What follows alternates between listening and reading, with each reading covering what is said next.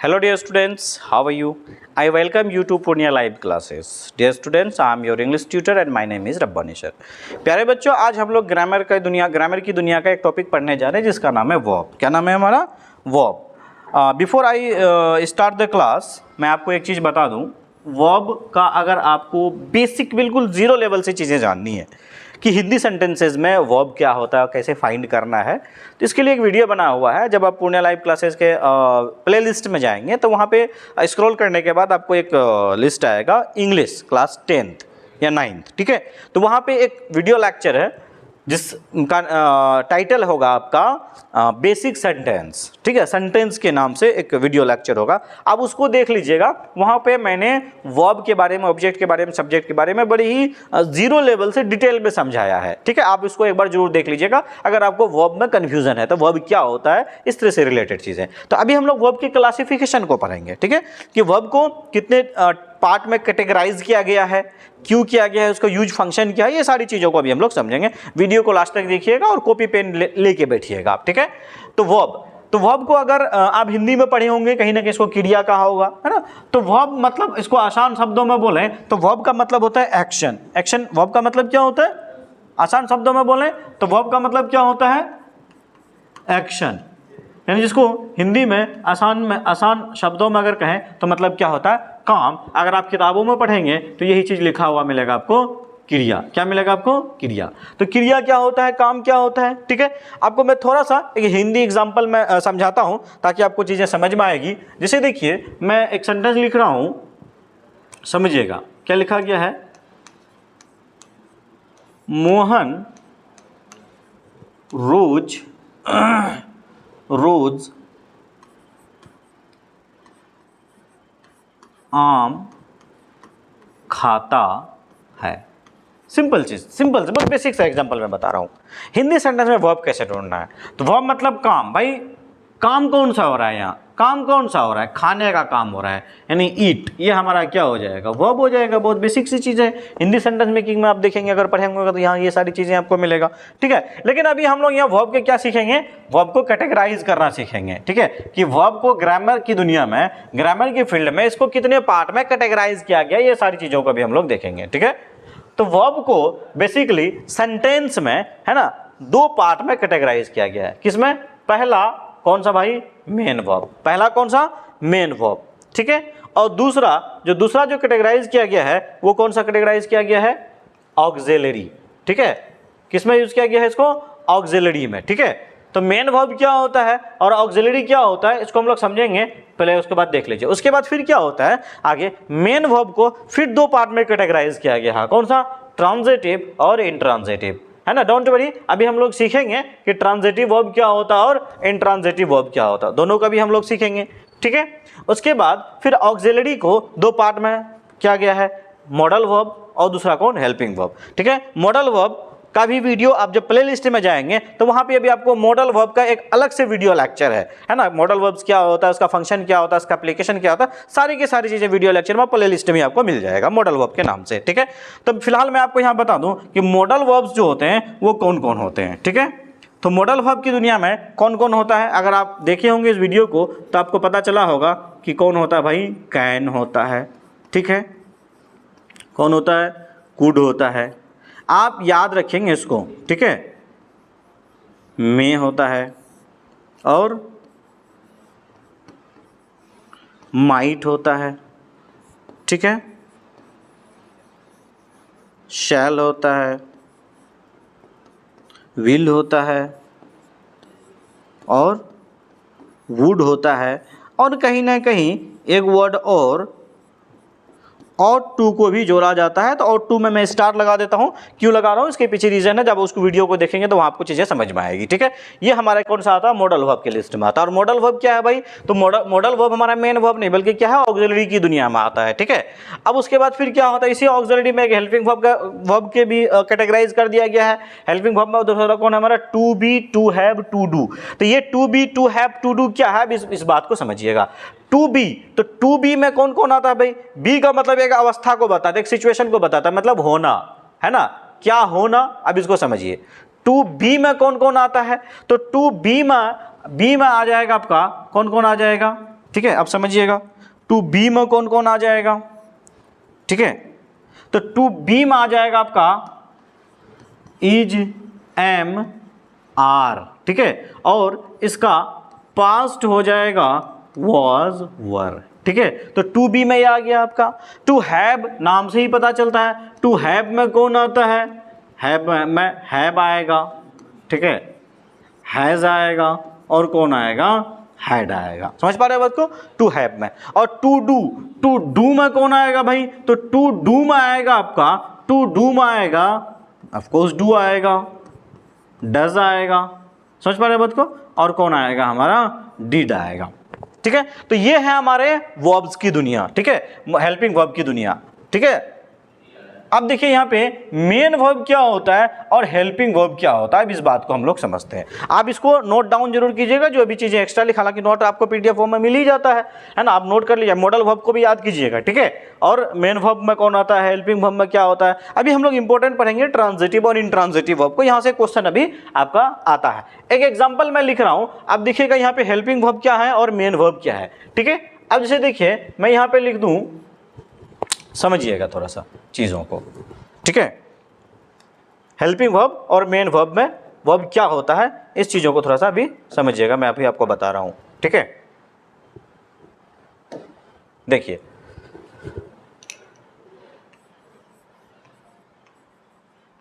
Rohan is, ठीक है, Rohan is writing a story. एक एग्जांपल है, Rohan is writing a story. अब देखिए यहाँ पे इस सेंटेंस में अगर आपको कहूं कि भाई इसमें सब्जेक्ट कौन है, ठीक है, क्योंकि आप पढ़ चुके हैं इस चीज को, तो सब्जेक्ट कौन है भाई, तो सब्जेक्ट है हमारा इसमें रोहन, ठीक है, ठीक है। इज जो है ये कौन है हमारा भाई, ऑक्सिलरी है। इज क्या है हमारा, देख रहे हैं यहाँ इज कहाँ भाई, ऑक्सिलरी की दुनिया में है, ठीक है। इज जो है ये हमारा क्या आ गया, ऑक्सिलरी आ गया। राइटिंग जो है ये क्या आ गया हमारा, ऑक्सिलरी की दुनिया में तो है नहीं, राइटिंग जो है आपका मेन वर्ब आ गया। राइटिंग क्या आ गया, मेन वर्ब आ गया, है ना, ये चौथा फॉर्म में, ये हमारा क्या आ गया, मेन वर्ब, ठीक है। और ये स्टोरी तो हमारा ऑब्जेक्ट है ना, कोई नाउन नहीं, प्रोनाउन ऑब्जेक्ट बनता है हमारा।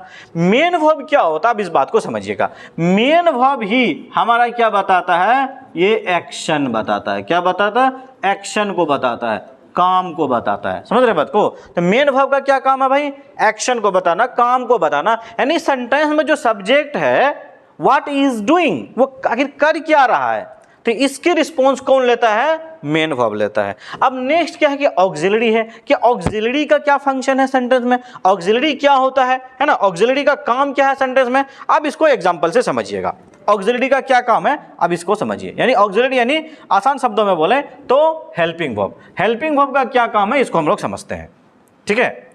अब देखिए थोड़ा सा मैं इसको जूम कर दूं, अब आप समझिएगा कि ऑक्सिलरी का काम क्या है। ऑक्सिलरी के कैटेगराइज तो आपको समझ में आ ही गया होगा कि इसको कितने कितने पार्ट में कैटेगराइज किया गया है। समझ पा रहे हैं बात को,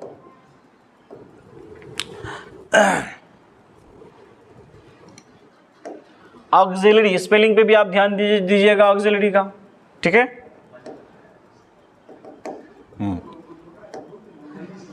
चलिए मैं पेन यहां से ले लेता हूं।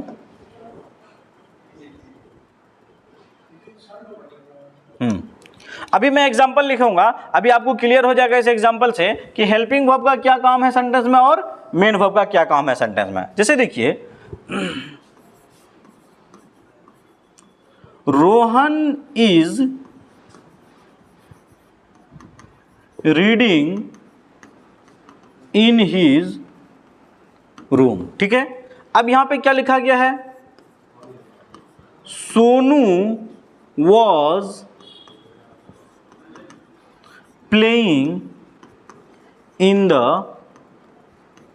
फील्ड, ठीक है। दो सेंटेंसेस है। अब मैं आपसे कहूं कि जैसे देखिए हम दे देते हैं, इस सेंटेंस का नाम हम लोग दे देते हैं ए और इस सेंटेंस का नाम हम लोग दे देते हैं बी, ठीक है। मैं आपसे कहूं प्यारे बच्चों कि अब बताइए सेंटेंस ए जो है इसका टाइम क्या है, और आपको पता है टाइम को 3 पार्ट में कैटेगराइज करते हैं, प्रेजेंट, पास्ट और फ्यूचर। मैं आपसे कहूं कि टाइम सेंटेंस ए का टाइम क्या है, तो आप पढ़ेंगे Rohan is reading in his room, तो आप बोलेंगे कि सर जो सेंटेंस फर्स्ट वाला है ना उसका जो टाइम है वो क्या है, वो टाइम जो है वो है आपका प्रेजेंट है।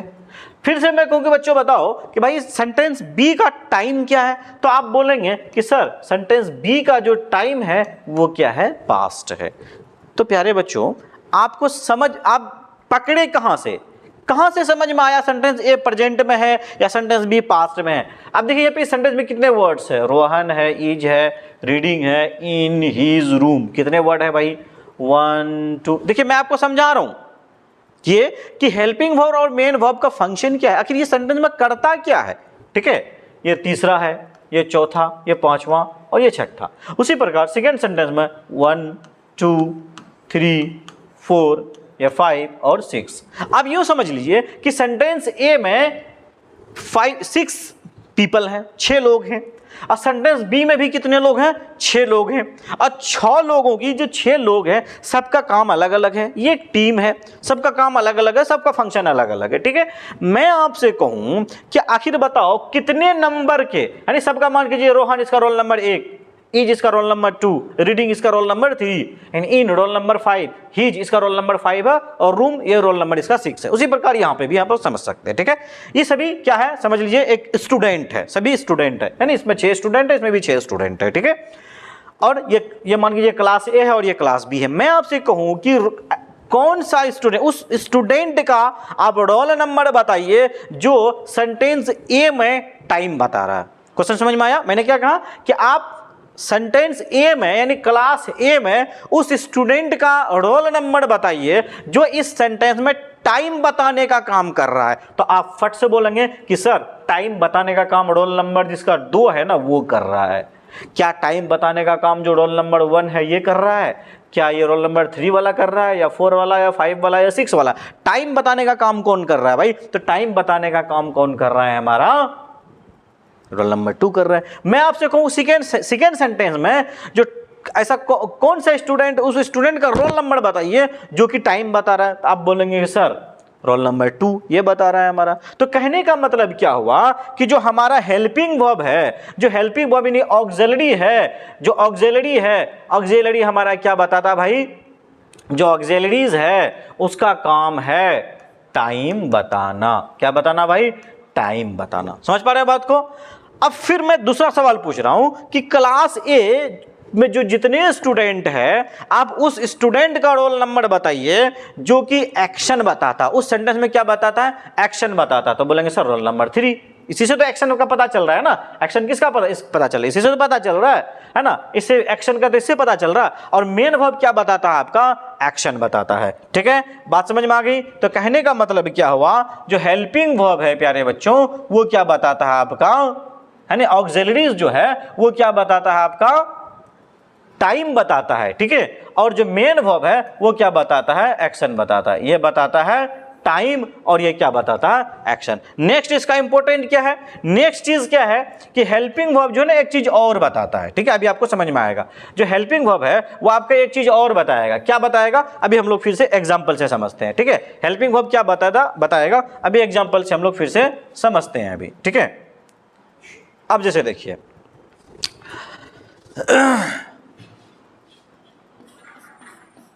ही आर प्लेइंग लूडो। क्या लिखा गया? ही आर प्लेइंग लूडो। अब यहां पे लिख देते हैं दे इज रीडिंग स्टोरी। ठीक है, 2 सेंटेंस है। अब बोलेंगे सर सेंटेंस तो गलत लिखा गया, वाकई में सेंटेंस गलत लिखा गया है। तो गलती कहाँ है भाई? तो आप बोलेंगे कि सर जो पहला सेंटेंस है ना, जो पहला सेंटेंस है वो वहां आर नहीं बल्कि क्या होगा? इज होगा। जो सेकेंड सेंटेंस है वहां इज नहीं बल्कि क्या होगा? आर होगा। समझ पा रहे हैं बात को? तो कहने का मतलब क्या हुआ, इस सेंटेंस का सब्जेक्ट सिंगुलर है और इस सेंटेंस का जो सब्जेक्ट है वो सिंगुलर नहीं बल्कि क्या? प्लूरल है। तो सिंगुलर सब्जेक्ट के साथ सिंगुलर हेल्पिंग वर्ब और प्लूरल सब्जेक्ट के साथ प्लूरल वर्ब आता है हमारा। Is that okay? तो कहने का मतलब क्या हुआ, तो अब बताइए ये जो प्लेइंग है और रीडिंग है ये तो मेन वर्ब है, तो क्या ही का इस पे कोई इफेक्ट पड़ा? यानी प्लेइंग पे ही का, इस सेंटेंस में जो सब्जेक्ट है ही, इसका सिंगुलर होना या प्लुरल होना रीडिंग पे कोई असर डाला, कोई प्रभाव डाला? नहीं डाला। ये जो सब्जेक्ट दे है ये प्लुरल सब्जेक्ट है, ये क्या रीडिंग पे यानी ये प्लेइंग पे असर नहीं डाला, तो ये उसी प्रकार रीडिंग पे कोई असर डाला? नहीं डाला। समझ रहा बात को? तो कहने का मतलब क्या हुआ प्यारे बच्चों कि ऑक्सिलरीज जो है इसका दूसरा काम क्या है, किसी भी सेंटेंस में सिंगुलर और प्लुरल का जो असर पड़ता है, जो प्रभाव पड़ता है, वो किस पे पड़ता है? आपका हेल्पिंग वर्ब पे ही पड़ता है। समझ रहे बात को? तो कहने का मतलब क्या हुआ, जो ऑक्सिलरीज है उसका कितना काम हो गया भाई? ऑक्सिलरीज का कितने काम हो गए? पहला टाइम बताना, और दूसरा क्या बताया? ऑक्सिलरीज जो है टाइम बताने के साथ साथ दूसरा क्या किया? दूसरा जो है ये हमारा क्या बताया? बताइए। दूसरा सेंटेंस का सिंगुलर या प्लुरल होना किस पे असर पड़ता है? ऑक्सिलरीज पे ही पड़ता है। तो ऑक्सिलरीज का हेल्पिंग वर्ब का अगर आपसे पूछा जाए कि what is the function of helping verb यानी ऑक्सिलरीज, तो हेल्पिंग वर्ब क्या है, ऑक्सिलरीज क्या है, तो आप बताएंगे प्यारे बच्चों कि सर ऑक्सिलरीज यानी हेल्पिंग वर्ब जो है, जो ऑक्सिलरीज है, उसका दो काम है। पहला क्या, किसी भी सेंटेंस के टाइम को बताना। दूसरा, किसी भी सेंटेंस में का सिंगुलर प्लुरल का असर जो है वो किस पे पड़ता है? सीधे ऑक्सिलरीज पे पड़ता है। समझ पा रहे बात को? ये दो मेन फंक्शन हो गया। अब हम लोग मेन वर्ब की तरफ रुख करते हैं जिसका दो पार्ट है, ट्रांजिटिव और इंट्रांजिटिव। ये ट्रांजिटिव और इंट्रांजिटिव क्या होता है इसको हम लोग समझते हैं। ठीक है, अब देखिए जैसे कि आप देख पा रहे हैं ट्रांजिटिव वर्ब, ठीक है, क्या लिखा गया? इट मतलब ट्रांजिटिव वर्ब। रिक्वायर्स का मतलब होता है जरूरत होना। An object to receive the action, क्या मतलब हुआ इसका? है ना? अब इसको समझते हैं कि ट्रांजिटिव वर्ब को जो है ना क्या चाहिए। अब डायरेक्ट आसान शब्दों में समझिए, ट्रांजिटिव वर्ब को क्या चाहिए भाई? हमें सीधे क्या चाहिए? ऑब्जेक्ट चाहिए। समझ रहे बात को? है ना? वैसा वर्ब जिसको ऑब्जेक्ट अपनी मीनिंग को कंप्लीट करने के लिए, एक्शन के को रिसीव करने के लिए कोई ऑब्जेक्ट चाहिए। अब एग्जांपल को समझिए, एग्जांपल से समझिए क्या लिखा गया। अगर आपसे कोई कहता है लाओ, आप खड़े हैं, आपके अंकल क्या कर रहे हैं? आपके अंकल बैठे हुए चेयर पे, आप उसके सामने खड़े हैं और आपको अंकल क्या कर लेकर के आओ। क्या कहा? आपको एक्शन दे, लेकर के आओ। क्या कहा? Please bring. तो आपको समझ में आया भाई क्या लाना है? चाय लाना है, कॉफी लाना है, पानी लाना है, या कुर्सी लाना है, या किसी को बुला के लाना है? क्या सेंटेंस कंप्लीट है? तो कहने का मतलब क्या हुआ? प्लीज ब्रिंग व्हाट, क्या लाना है। अब यहां पे देखिए फिर क्या कर रहा है? Please bring a glass of water, कि भाई एक ग्लास पानी लेके आओ। तो एक यहां पे क्या हुआ? मीनिंग कंप्लीट हुआ। तो यहां पे ब्रिंग को यहां ऑब्जेक्ट मिला, क्या मिला? A glass of water. समझ पा रहे हैं बात को? तो यहां पे ऑब्जेक्ट का रिक्वायर होना चाहिए, तभी जाकर के वो क्या होगा? हमारा ट्रांजिटिव वर्ब हुआ। यानी इट रिक्वायर्स, जरूरत है ऑब्जेक्ट का, टू रिसीव द एक्शन, यानी एक्शन को रिसीव करने के लिए, मीनिंग को कंप्लीट करने के लिए क्या चाहिए? ऑब्जेक्ट चाहिए, तभी जाकर के वो हमारा ट्रांजिटिव होगा। अगर उसको ऑब्जेक्ट नहीं है वहां पे, है ना, तो वो हमारा क्या हो जाएगा? फिर इंट्रांजिटिव हो जाएगा। अब यहां देखिए शी मेड, वह बनाई। शी मेड व्हाट, क्या बनाई? ठीक है, तो अब यहां कह रहा शी मेड अ केक, मतलब यहां ये जो मेड वर्ब है बिना ऑब्जेक्ट का अधूरा है। ये जो ब्रिंग जो वर्ब है बिना ऑब्जेक्ट का ये अधूरा है। ठीक है, तो अब यहां पे शी मेड अ केक, अब यहां पे ऑब्जेक्ट जैसे ही मिला, इसका मीनिंग क्या हो जाता है प्यारे बच्चों? कंप्लीट हो जाता है। जैसे मीनिंग कंप्लीट हुआ ऑब्जेक्ट, है ना, तो हमारा ये मेड जो है ये क्या बन जाएगा? वह ट्रांजिटिव वर्ब हुआ। समझ पा रहे बात को? अब एग्जांपल से समझिए, है ना। वर्ब में ना ऑब्जेक्ट ना दो टाइप से हो दिखेगा आपको, वर्ब में ऑब्जेक्ट दो टाइप से दिखेगा। ठीक है, फिर से मैं आपको बता दूं कि अगर आपको सब्जेक्ट ऑब्जेक्ट ढूंढने में दिक्कत होता तो एक वीडियो बनाया हुआ है, वीडियो इसी इंग्लिश के प्लेलिस्ट में ही, है ना, बेसिक सेंटेंस। आप उसमें देखिएगा सब्जेक्ट वर्ब ऑब्जेक्ट को बखूबी डिटेल से, जीरो लेवल से समझाया गया, उसको आप एक बार जरूर देखिएगा। ठीक है, अब यहां देखिएगा example, transitives verbs need direct object, यानी ट्रांजिटिव वर्ब को ना डायरेक्ट ऑब्जेक्ट चाहिए। आपको पता है कि वर्ब का जो ऑब्जेक्ट होता है वो दो तरीके से फाइंड करते हैं, क्या और किसको। अब जैसे देखिए मैं अगर कहूं आपको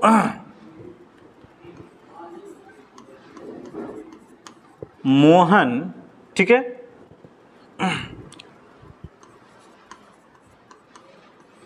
कहानी पढ़ता है। ठीक है, तो मोहन सब्जेक्ट है, पढ़ता वर्ब है, पढ़ता है भाई क्या पढ़ता है, कहानी पढ़ता है, तो कहानी हमारा क्या बन गया, ऑब्जेक्ट बन गया। समझ रहे हो बात को।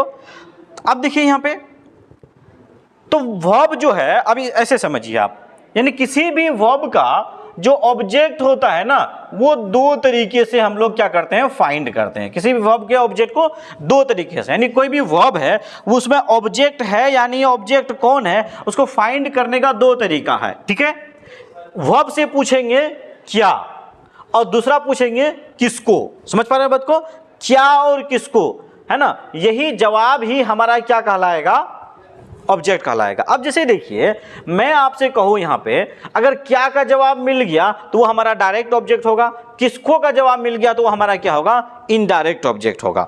जैसे देखिए यहाँ क्या लिखा, मोहन कहानी पढ़ता, पढ़ता है क्या पढ़ता है, कहानी, तो इसका मतलब ये जो हमारा क्या हो गया, डायरेक्ट ऑब्जेक्ट हो गया, ये हमारा क्या है, डायरेक्ट ऑब्जेक्ट हो गया। ठीक है, अगर मैं लिखूं यहाँ पे, अगर मैं लिखूं यहाँ पे मोहन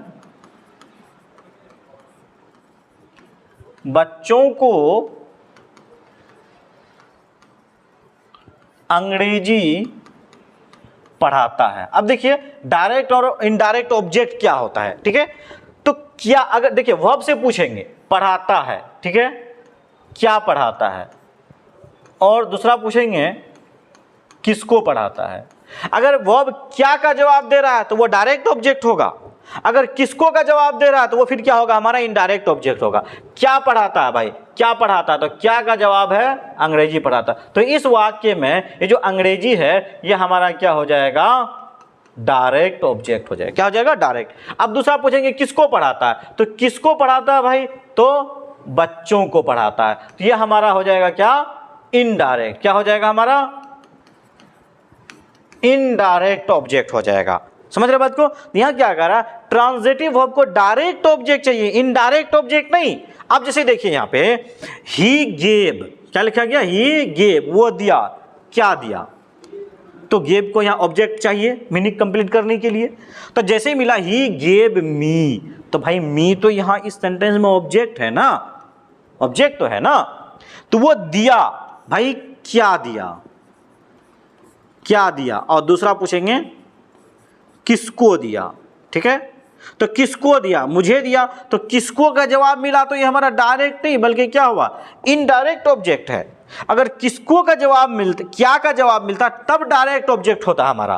तो ट्रांजिटिव वर्ब को क्या चाहिए, डायरेक्ट ऑब्जेक्ट चाहिए, फिर ये हमारा गेव जो यहाँ पे ट्रांजिटिव नहीं हुआ। अब देखिए यहाँ पे next example, Ram gave me a pen. ठीक है, गेव दिया, क्या दिया, एक पेन। ठीक है, दूसरा किसको दिया, किसको दिया, मी, मुझे दिया। तो कहने का मतलब क्या हुआ, यहां पे हमारा ये डायरेक्ट ऑब्जेक्ट हो गया। समझ रहे बात को। इसको दूसरे तरीके से भी लिख सकते हैं, Ram gave me a pen to me, तो यहां पे हमारा दिया, क्या दिया, ऑब्जेक्ट, ये हमारा डायरेक्ट ऑब्जेक्ट है, ये हमारा इनडायरेक्ट ऑब्जेक्ट है। तो कहने का मतलब क्या हुआ कि ट्रांजिटिव वर्ब होने के लिए उसको क्या चाहिए, डायरेक्ट ऑब्जेक्ट चाहिए। समझ पा रहे हैं बात को। अब हम लोग देखते हैं यहां क्या, इंट्रांजिटिव वर्ब। अब इंट्रांजिटिव वर्ब क्या होता है, हाँ एक चीज और, सम ट्रांजिटिव वर्ब्स, जो कुछ खास ट्रांजिटिव वर्ब है जिसको ऑब्जेक्ट चाहिए ही चाहिए, जैसे ब्रिंग, लाओ, क्या लाओ भाई। अब ये सेंटेंस बना के देखिए, किसी को पूछिए, है ना, ब्रिंग, लाओ, क्या लाओ, मतलब ये हमारा क्या हो गया, ट्रांजिटिव वर्ब हो गया, मतलब इसको ऑब्जेक्ट चाहिए। कैरी, लाना, कोई भी चीज ढो करके लाना हाथ में, कैरी बोलते हैं ना, कैरी बैग, है ना, मैं ला रहा हूँ, भाई क्या ला रहे हैं, मिठाई ला रहे हैं, जलेबी ला रहे हैं, समोसा ला रहे हैं, क्या ला रहे हैं, मतलब क्या का जवाब चाहिए इसको, मतलब डायरेक्ट ऑब्जेक्ट चाहिए। लाना, क्या लाना भाई, डायरेक्ट ऑब्जेक्ट चाहिए हम इसको। ठीक है, गिव, देना, क्या देना, कहता मैं तुम्हें दे रहा हूँ, क्या दे रहा हूँ, नहीं पता, क्या दे रहा हूँ, नहीं पता। तो कहने का मतलब क्या हुआ, गिव को भी कोई ना कोई डायरेक्ट ऑब्जेक्ट चाहिए। ठीक है, बनाना, क्या बनाना भाई, मैं बना रहा हूँ आज, क्या बना रहा हूँ, ठीक है, लिट्टी बना रहा हूँ, समोसा बना रहा हूँ, जलेबी बना रहा हूँ, क्या बना रहा हूँ, है ना। ठीक है, टेक, सॉरी ये टेक है, टी नहीं बल्कि क्या है हमारा, टी तो नाउन हो गया। टेक, लेना, क्या लेना, मैं ले रहा हूँ, भाई क्या ले रहा हूँ। ठीक है, तो कहने का मतलब क्या हुआ, ये सब के सब हमारा क्या हो गया, ट्रांजिटिव वर्ब, यानी ट्रांजिटिव वर्ब। समझ रहे हैं बात को। नेक्स्ट हमारा क्या है, इंट्रांजिटिव वर्ब। इंट्रांजिटिव वर्ब क्या है, the verb used without an object, यानी बिना ऑब्जेक्ट का जो मीनिंग कंप्लीट कर दे ठीक है, जिसको मीनिंग कंप्लीट करने के लिए ऑब्जेक्ट की जरूरत नहीं पड़ती है, वैसे वर्ब क्या हो जाएगा हमारा, इंट्रांजिटिव वर्ब हो जाएगा। वैसे वर्ब जिसको मीनिंग कंप्लीट करने के लिए ऑब्जेक्ट चाहिए, वो हमारा ट्रांजिटिव हो जाएगा। जिसको ऑब्जेक्ट के बिना ही वो मीनिंग अपने आप में कंप्लीट है, वो हमारा क्या हो जाएगा, ट्रांजिटिव वर्ब हो जाएगा। I hope it's clear. अब जैसे देखिए यहाँ पे एक एग्जांपल लिखा गया है, रोहन, क्या लिखा गया है यहाँ पे, जैसे देखिए रोहन रन्स फास्ट, ठीक है। अब इसको देखिए, ही इज लाफिंग, क्या लिखा गया, ही इज लाफिंग, वो हंस रहा है। तो लाफिंग जो है प्यारे बच्चों, ये वर्ब है हमारा, ये क्या हमारा वर्ब है। कौन सा वर्ब है भाई, मेन वर्ब है। तो क्या यहाँ कोई लाफिंग को कोई ऑब्जेक्ट की जरूरत पड़ी, बिल्कुल नहीं पड़ा। तो इसका मतलब ये हमारा क्या हो गया, मीनिंग कंप्लीट, वो हंस रहा है। मतलब आप पूछेंगे किसको हंस रहा है, क्या हंस रहा है, आप पूछेंगे क्या, नहीं पूछेंगे। तो इसका मतलब लाफिंग जो है हमारा क्या हो गया, ये इंट्रांजिटिव वर्ब हो गया। इन इंट्रांजिटिव वर्ब समझ में आ गई बात। इसका मतलब वैसा वर्ब जिसको मीनिंग कंप्लीट करने के लिए ऑब्जेक्ट की जरूरत नहीं होती है, उसको हम बोल देंगे इंट्रांजिटिव वर्ब। अब जैसे देखिए, ही रन्स फास्ट, अब यहां बोलेंगे सर फास्ट तो ऑब्जेक्ट है। प्यारे बच्चों, ये फास्ट ऑब्जेक्ट नहीं है, ये क्या है, ये फास्ट जो है ये इस वर्ब को क्वालिफाई कर रहा है। और आपको पता है वैसा वर्ड जो वर्ब को क्वालिफाई करेगा वो तो एडवर्ब कहलाएगा। तो प्यारे बच्चों, ये हमारा ऑब्जेक्ट नहीं है, ये हमारा क्या है, ये एडवर्ब है हमारा, ठीक है। रोहन दौड़ता है, अपने आप में मीनिंग कंप्लीट है, तो रन हमारा क्या हो जाएगा, इंट्रांजिटिव वर्ब हो जाएगा, ठीक है। मोहन गोज टू स्कूल, अब देखिए यहाँ क्या लिखा गया है, मोहन गोज टू स्कूल, ये जो वर्ब है गोज, और टू स्कूल ये क्या ऑब्जेक्ट है का, बोलिए भाई ये ऑब्जेक्ट है क्या, ये ऑब्जेक्ट नहीं, एडवर्ब प्लेस है हमारा, ये एडवर्ब है हमारा, समझ पा रहे बच्चों। मोहन जाता है, तो गोज को यहाँ पे मीनिंग कंप्लीट करने के लिए ऑब्जेक्ट की जरूरत नहीं पड़ी, ऑब्जेक्ट की जरूरत नहीं पड़ी। इसका मतलब ये क्या हमारा इंट्रांजिटिव वर्ब हो गया। I hope it's clear. एक बार रिपीट कीजिए, बताइए मैंने क्या बताया ट्रांजिटिव और इंट्रांजिटिव में डिफरेंस। अब यहां पे देखिए कुछ एग्जाम्पल है, ठीक है। अब इसको मीनिंग बनाना है, आपको इस सेंटेंस बनाना है, बिना ऑब्जेक्ट का बन जाएगा ये, ठीक है। जैसे देखिए कराए, क्या लिखा गया, कराए। जैसे लिखूं मैं यहां पे, सोनू इज क्राइंग। क्राई का मतलब चिल्लाना भी होता है, रोना भी होता है। इसका मतलब क्या हुआ, सोनू रो रहा है। My dear students, tell me कि क्या यहाँ पे ये जो क्राई जो मेन वर्ब है आपका, क्या इसको यहाँ पे ऑब्जेक्ट की जरूरत पड़ी, बताइए। क्राई को ऑब्जेक्ट का जरूरत पड़ा मीनिंग कंप्लीट करने के लिए, नहीं पड़ा ऑब्जेक्ट का जरूरत हमारा, ये इसका मतलब क्या हो गया, ये इंट्रांजिटिव वर्ब हो गया। लाफ हो गया, हंसना, ठीक है। जैसे आपने देखा ही इज लाफिंग, वो हंस रहा है, तो ऑब्जेक्ट बिना ऑब्जेक्ट का ही कंप्लीट है, इंट्रांजिटिव हो गया। जैसे सीट हो गया, है ना, जिसको बोलते हैं, जैसे बोलते हैं प्लीज हैव अ सीट, ठीक है, प्लीज हैव अ सीट, ठीक है। या फिर किसी को बोलते हैं प्लीज सिट डाउन, बोलते हैं ना, तो बिना ऑब्जेक्ट का कंप्लीट है। गो टू स्कूल, स्कूल जाओ। डाई, इसको ऑब्जेक्ट की जरूरत ही नहीं पड़ी। स्लीप, आई एम स्लीपिंग, जैसे आप बोलते हैं आई एम स्लीपिंग, मैं सो रहा हूं, तो स्लीप को ऑब्जेक्ट की जरूरत पड़ी क्या। अगर यहां पे लिख दें I am sleeping in my room, तो क्या ऑब्जेक्ट की जरूरत पड़ी, इन माई रूम ऑब्जेक्ट क्या, नहीं, ये हमारा एडवर्ब ऑफ प्लेस है ना। स्टैंड, है ना, ये सब के सब हमारा क्या है, इंट्रांजिटिव वर्ब है। आई होप आपके वर्ब का कंसेप्ट क्लियर हुआ, अगर नहीं हुआ तो एक बार फिर से देख लीजिएगा आप। थैंक यू, हो गया।